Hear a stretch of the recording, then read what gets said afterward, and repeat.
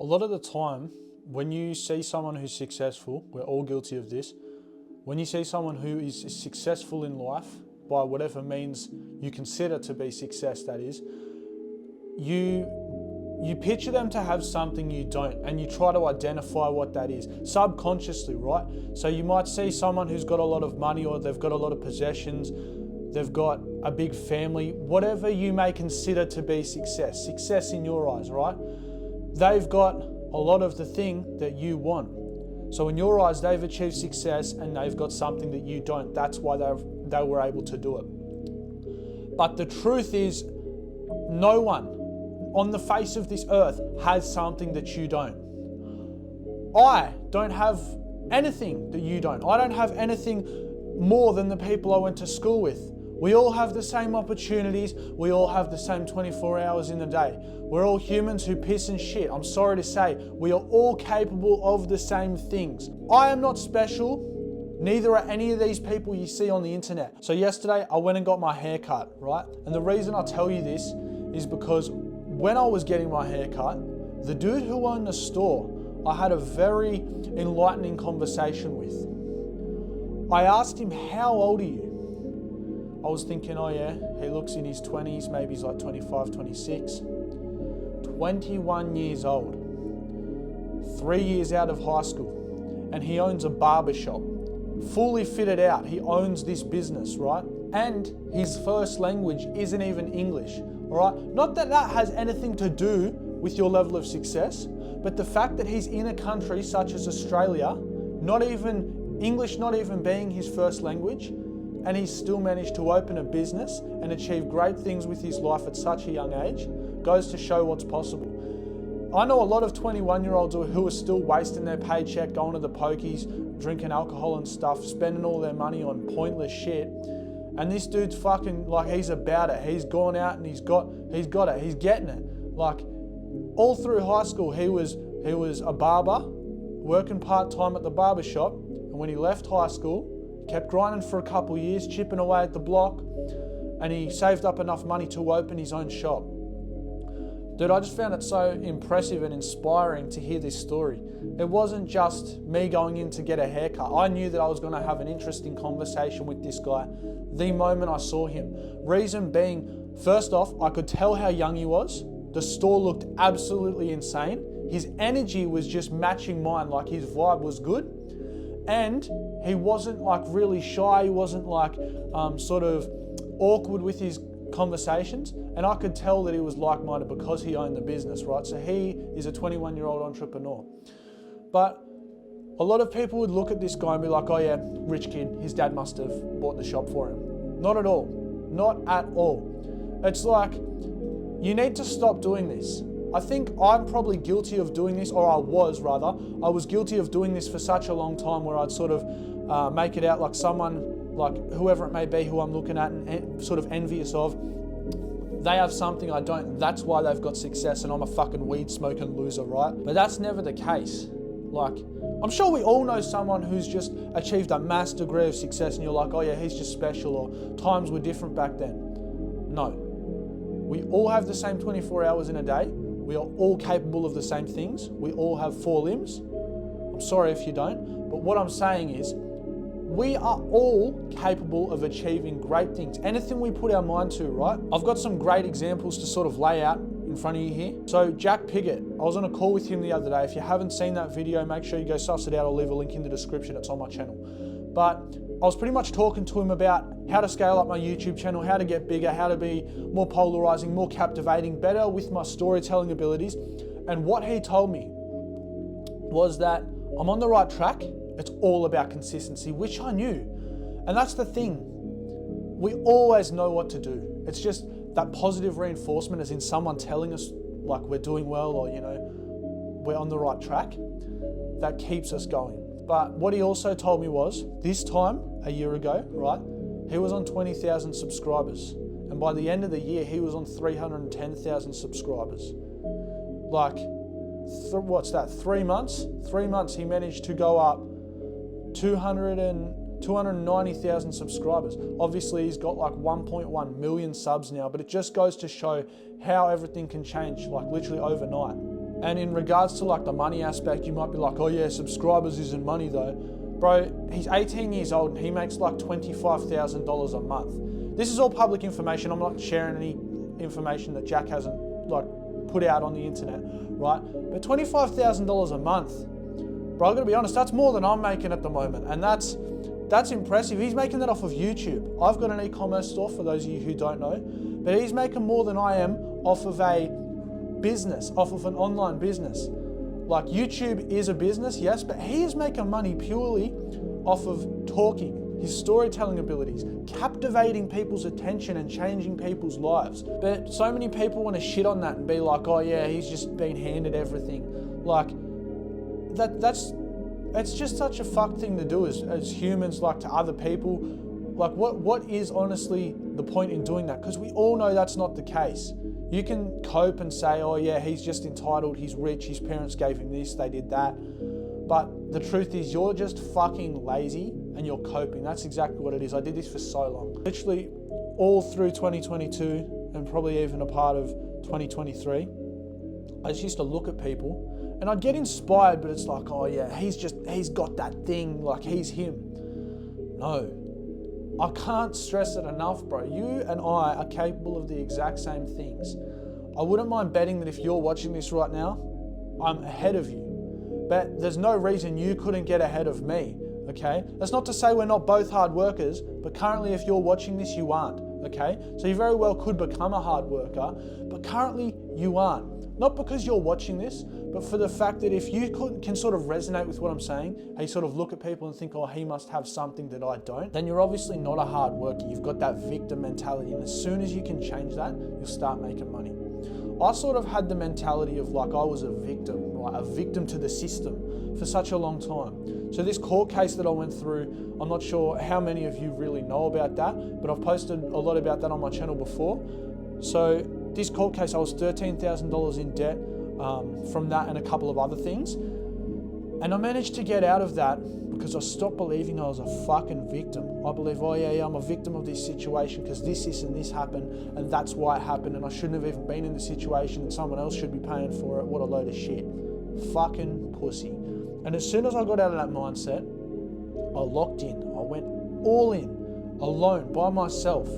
Not all of it was fun. Most of it fucking sucked, to be honest. It just goes to show though how quickly things can change once you shift your mindset and start working hard. Because it's one thing to shift your mindset, you know, but the actions are what actually matter. Your ability to focus. It's so often that a lot of entrepreneurs will be like, oh yeah, your time's the best asset. Like, or never trade time for money. Your time's the most important thing. I'm gonna contradict that. I'm going to say that your focus is your most important asset. If you don't have the ability to focus, so you can't even get into a deep work state, you're fucked, all right? You can spend time doing business-related things, but they're not necessarily going to do fuck all if you can't focus. Another thing I would say for being more productive, something that helped me, which I didn't quite understand because I thought all the different things sort of counted up, right? But that is identifying your biggest work tasks. So if you've got, like I do, an e-commerce store, an e-commerce business, your biggest work task isn't going to be fulfilling orders. Your biggest work task needs to result in more sales. So therefore, your biggest work task would be literally creating more videos for your brand. Not editing your website, fulfilling orders, none of that shit. You would outsource that. Outsource anything that isn't your biggest work task, okay? You may not be at the level where you can quite do that just yet, but over time, you'll need to get to that point because your most important asset is your focus. So focusing on your biggest work task is going to have the biggest impact on the level of success which your business is able to get to. So if you're a YouTuber, your biggest work task is recording videos. A dropshipper, your biggest work task is recording videos. You're a copywriter, your biggest work task is writing copy. Not doing outreach, none of that shit, writing copy. This is a really good approach that I take to business, just identifying your biggest work task. But you can also implement it into your day-to-day life. Like I can say for a fact, I structure out my day in relation to the biggest work tasks. So it goes from biggest to smallest. So for example, the start of the day, I'm not going to be hopping out of bed doing like an hour of meditation and reading.